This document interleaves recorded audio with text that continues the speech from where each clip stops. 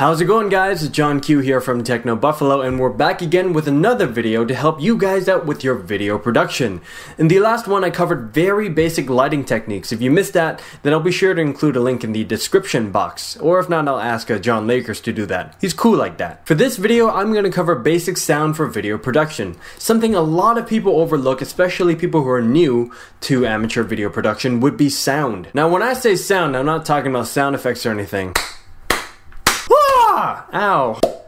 Those are my amateur sound effects, by the way. When I mention sound, I'm talking about audio as a whole, like my voice, for example. For quality video, sound means everything. It's even more important than the video itself. Watch. See? Even though there's nothing there at this point, the video is still rather watchable. I can even start an image slideshow if I wanted to, as long as I'm still talking. This is a pic of John Lakers all chubbed up from one of his live streams. Isn't it epic? So what if we swap it around? Now there's no audio, only video.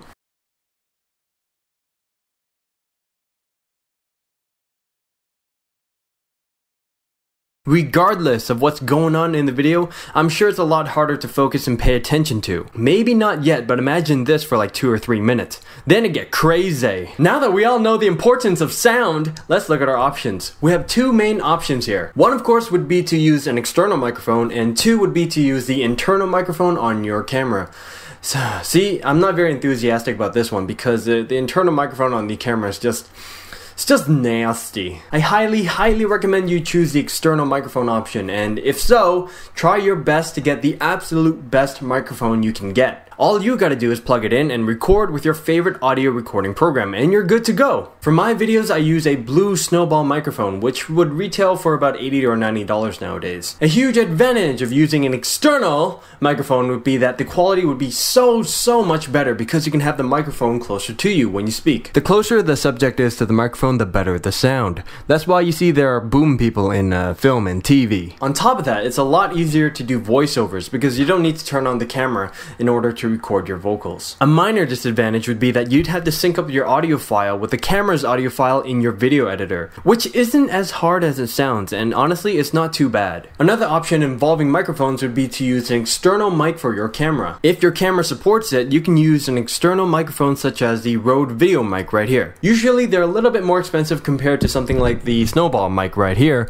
but you're paying for the convenience. There's no audio syncing involved, and regardless of where you film, you know the audio will be rather decent, and everything's just right there ready to go. A huge disadvantage would be that if you're in an environment where the room is echoey and there's a lot of background noise and everything, the mic probably will pick it up. For videos like this one, the audio would have no doubt been compromised because look at how far the camera is from me compared to this USB mic right here, if I were to use it, of course. I actually bought the Rode video mic for my Canon T2i, but ended up returning it in about 2 days. It picked up all the echo here from this room and even my CPU fan, which is offensively loud. Even though my Canon T2i supports an external microphone, I like the quality a lot better from the snowball. But that's just me personally. The second option I mentioned earlier would be to use the internal microphone from your camera. The sound quality isn't too bad in the Canon T2i internal microphone, which is what you're hearing right now. It's definitely a lot better compared to the internal microphone of this Sony HD camera right here. I can't describe it. The one on the Sony is just